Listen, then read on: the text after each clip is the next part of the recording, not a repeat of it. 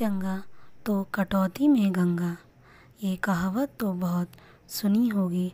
आइए जानते हैं इसके बारे में। आज माघी पूर्णिमा है। आज ही के दिन 1398 ईस्वी में धर्म की नगरी काशी में संत रविदास जी का जन्म हुआ था। रविदास जी को रविदास जी के नाम से भी जाना जाता है। उनके माता पिता चर्मकार थे। उन्होंने अपनी आजीविका के लिए पैतृक कार्य को अपनाया, लेकिन उनके मन में भगवान की भक्ति पूर्व जन्म के पुण्य से ऐसी रची बसी थी कि आजीविका को धन कमाने का साधन बनाने की बजाय संत सेवा का माध्यम बना लिया। संत और फकीर जो भी उनके द्वार पर आते, उन्हें बिना पैसे लिए अपने हाथों से बने जूते पहनाते। इनके पास इस स्वभाव के कारण घर का खर्चा चलाना कठिन हो रहा था। इसलिए इनके पिता ने उन्हें घर से बाहर अलग रहने के लिए ज़मीन दे दिया। ज़मीन के छोटे से टुकड़े में रविदास जी ने एक कुटिया बना लिया। जूते बनाकर जो कमाई होती उससे संतों की सेवा करते। इसके बाद जो कुछ बच जाता उसे अपना गुजारा कर लेते थे। एक दिन एक ब्राह्मण इनके द्वार आए और कहा कि गंगा स्नान करने जा रहे हैं, एक जूता चाहिए।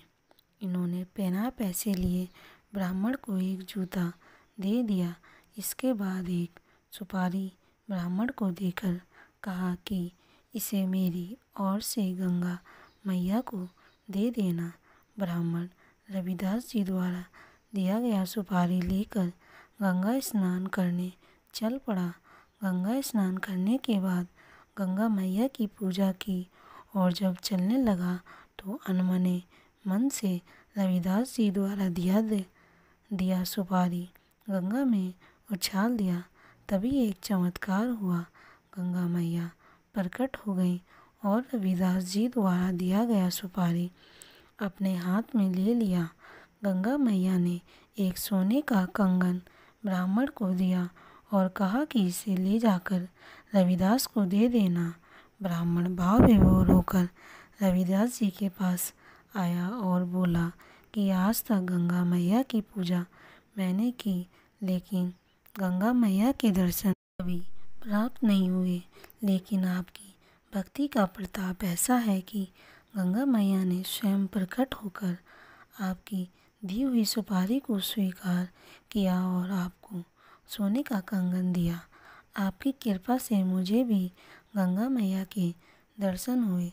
इस बात की खबर पूरे काशी में फैल गई।